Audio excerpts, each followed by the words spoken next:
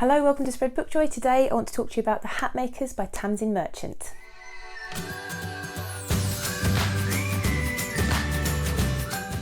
If you're new to the channel, I'm Jack, a qualified primary school teacher who shares great books for home or school and also books for adults. I just want to spread the joy of books and reading as far and wide as possible. You can check out some of my other videos. I'll put some cards up for you if I mention any that are relevant to this video. The Hatmakers is a middle grade adventure from actress turned children's author Tamsin Merchant. And in The Hatmakers, we're in an alternative version of England, sort of around the 18th century, from what I gather from the clues that are given. There's no sort of introduction that tells you that. You just have to grasp that from knowledge of history. I'm not sure if children would necessarily pick up on it, but it's an alternative version of England where the makers are prominent families who make specific things, and they're appointed by a charter to the king, given a license by the king. And the hat makers, the reason they're given license is because the clothing and the items that they make are magical. They bestow the wearer with specific characteristics and traits. So for instance, if they want to feel brave or courageous, the hat maker will sew in specific ingredients onto the hat, not cake, they'll specific items onto the hat. So the makers, all of the maker families, will go in search of these items, and there'll be like the feather from an upstart crow, or some starlight, or some bottled lightning, and things like that. And all of the families own ships, and they are off sailing, and they go and collect all these magical items from around the world to add to their items. So Cordelia is the youngest hat maker, and we meet her in the first chapter when we discover that her father Prospero his ship has been lost at sea, and everyone's assumed that he's dead. But Cordelia is thinking, well, he's lost, he's not dead, and why is no one looking for him? So she takes it upon herself to start looking for her father and finding out what actually happened to him.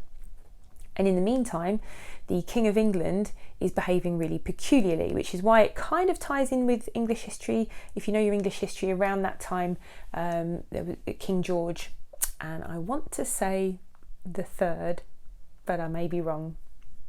But anyway, there was a King George who did have mental health issues, and the king in this book seems to be behaving rather peculiarly, and are on the brink of war with France, because of course, when aren't England on the brink of war with France? I mean, as I write this, French fishing boats have blockaded Jersey, so basically, when aren't England arguing with France? So in this book, they're about to go to war with France if they can't find a peaceful accord.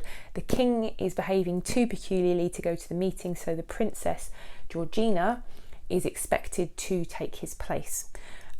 Which is where the things are flipped, because, you know, in the Regency era England, it was Prince George, the Prince Regent, who ruled because his father was incapacitated through mental health issues. So in this, it's a girl called Georgina, and Georgina wants a peace hat made, and she wants a peace gloves and peace shoes and all sorts of things being made. The hat makers themselves, the families, are at loggerheads with each other. They're competitive, they don't talk to each other, and Cordelia has a secret friendship with one of the bootmakers. So that's kind of the start of the story and the premise. It's full of adventure and magic. I think it would be really enjoyable for children. It's a middle grade, so children aged 9 up. There's some quite ambitious vocabulary in it, and there's one thing I would like to bring up, which I thought was a bit of a strange one. There is one swear word in it, which was a point when someone yells at someone else that they're an arse fart. So yeah, so if you think the word arse is a swear word, which personally as a primary school teacher I wouldn't want to read that out during story time, that's one thing I'd be wary of. I think it's about halfway through. I mean, you can ignore it if you're doing it as a read aloud, but it struck me as just a bit of an odd bit of language to include. Maybe I'm getting old and certain words aren't considered swear words anymore, but I thought that was one. But aside from that, it's fast paced. I like the adventure. I like Cordelia as a character. There are lots of really weird and quirky characters in it, and it had a touch of a bit of absurdism for me in certain ways that some characters behaved, and their mannerisms and the things that they said. But overall, I really enjoyed it. So for children who've read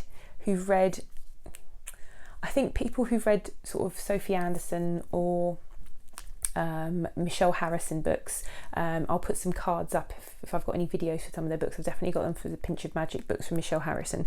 But if you like those books, I think you'll really enjoy the Tamsin Merchant Hatmakers book, and it is the first of a series because we were left with a bit of a cliffhanger at the end. So I do look forward to the next one. Also, the cover's beautiful. I got this from the library, and I don't think I can take that off because you know the way the library books are, but you can kind of see, I don't know if you can see under here, look at the cover underneath. I just think it's lovely. Hopefully you can see it.